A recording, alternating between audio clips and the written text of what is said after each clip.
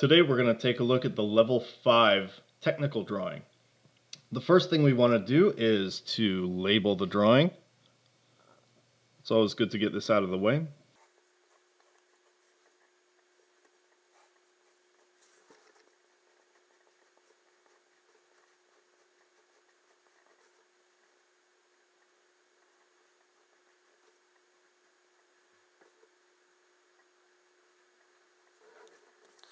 Next thing we want to do is just take a look at the isometric and figure out what our different views should look like. Looking down from the top, we're going to see that we have an overall length of 2 inches and an overall depth of 1 inch, with this little 1 inch by ½ inch piece carved out. We are not going to see this side from the top, we are not going to see this side from the top, and we are not going to see this side from the top. One interesting thing about slopes that or faces of the object that happen at a diagonal is you see them from multiple views. So we have to be aware that we're going to see this from the top, but also from the front. Okay, think about light moving in a straight line toward the object from here. It's going to hit this surface and this surface. And coming from the top, it's going to hit this surface and this surface. So let's start with our baseline. I like to start with horizontal lines because they're easy to draw. And I'm just going to do a horizontal line like that, and I'm going to block out a 2-inch section of that line.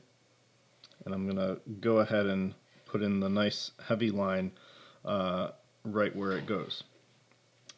I'm going to line up my ruler parallel to the sides and a vertical line. Nice and light. I'll do 1 inch here. And I'm going to do the same thing over on this side. I'm eyeballing it to get it parallel, but you don't have to. And then that should be 2 inches. So that's the outline of the top view. Now I need to come in and find out where this little section is. So that's 1 inch in by a ½ inch.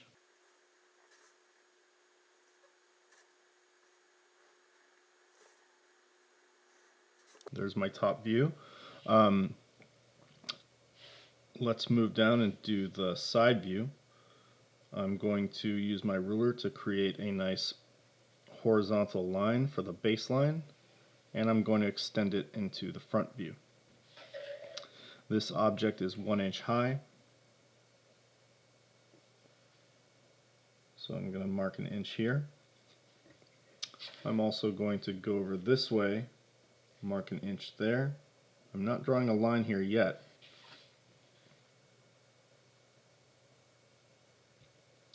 But I see that I'm going to need a horizontal line here and in the front view as well. So I'm going to go ahead and give myself that horizontal line and this horizontal line. One of the lines I can drop down from the top view is this one. So I need to make sure that it's going straight, so I'm going to give myself that inch. That's this 1 inch distance. That drops down like that. And now I see that an edge connects this upper left-hand corner here to this lower right-hand corner here.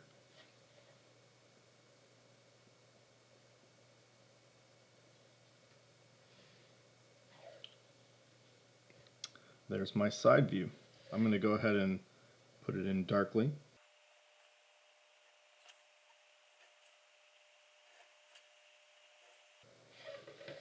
And for the front view, I need a 1 inch width.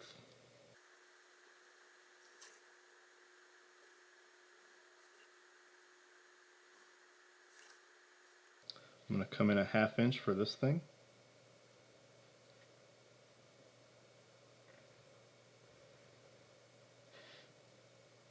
And to line it up, I'll find a point on the bottom. Now, we know that this drops down a ½ inch. It's given here, but we didn't have to get this dimension. We could have just found the intersection point between here and here. And in future drawings, that's all we're going to get.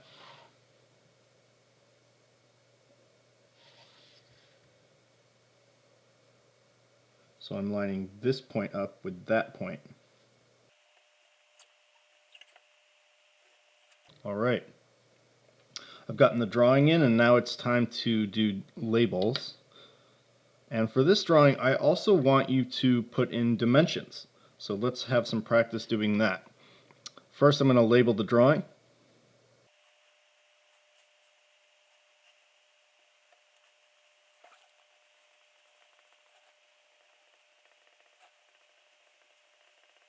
And now for the dimensions.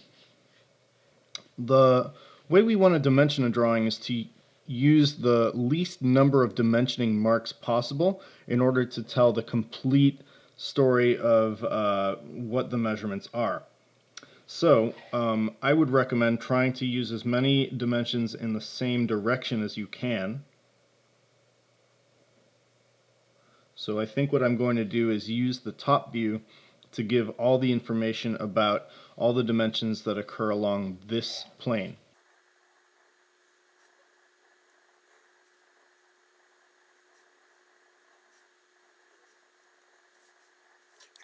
And I'm going to use the top view also to give information about dimensions occurring along this plane.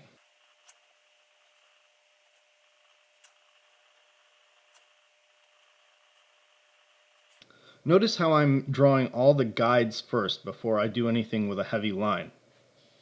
The only other remaining dimension that I need to worry about is the height, which I could give in the side view or the front view. And I think it might be helpful to give it in the side view because that's another thing that I can line up. So I'm using that same line. Now that that's done, the next thing I want to do is write in all the dimensions. And then I go with my ruler and I add the heavier lines.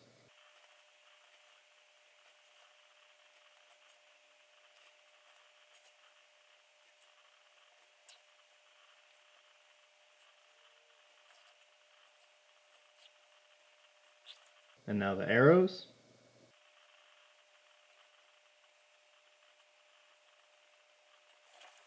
And now we have a fully dimensioned drawing that shows every view and all the information you could possibly need in order to create this object by just measuring it.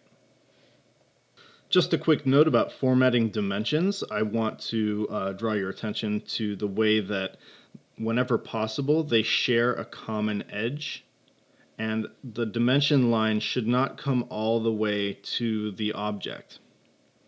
So the name of the game with dimensioning drawings is efficiency.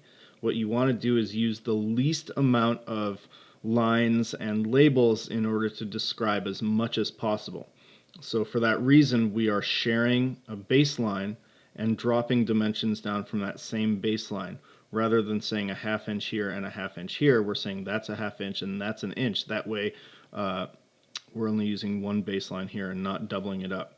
The same is true here, and the same is true here. There's no reason to give this dimension because we can infer it from the fact that this line drops down and intersects another line. So think about the kind of the logical process of finding that measurement. You would just kind of draw the thing and then figure it out. So it becomes this step-by-step process. You get the top view, then the side view, and then from there you can find the dimensions of the front view.